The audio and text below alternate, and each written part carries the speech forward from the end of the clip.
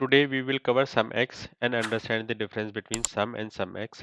So let's say if you go for an interview and interviewer asks you, so what is the difference between sum and SUMX? So you can simply say sum only takes one argument, one column, and then adds the value for that particular column. So whereas SUMX is the iterator function, so which means it works row by row.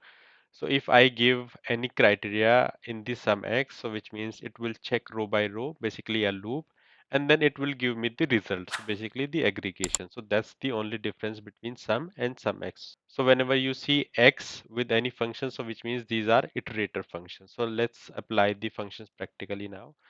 So we are taking the example that we have annual salary and we have bonus percentage as well. So we want to calculate the bonus amount basis the bonus percentage. So I'll write bonus amount, measure name, and then I will apply sum x.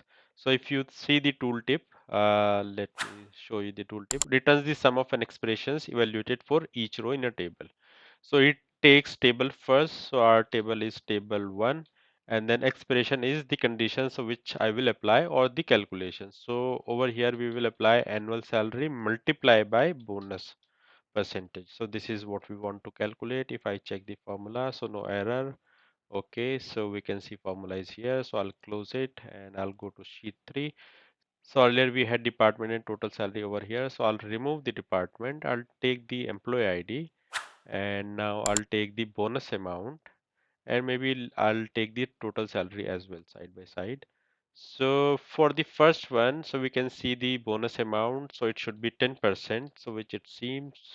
And yeah, that's right. And then for the second one, it should be 0 if we cross check.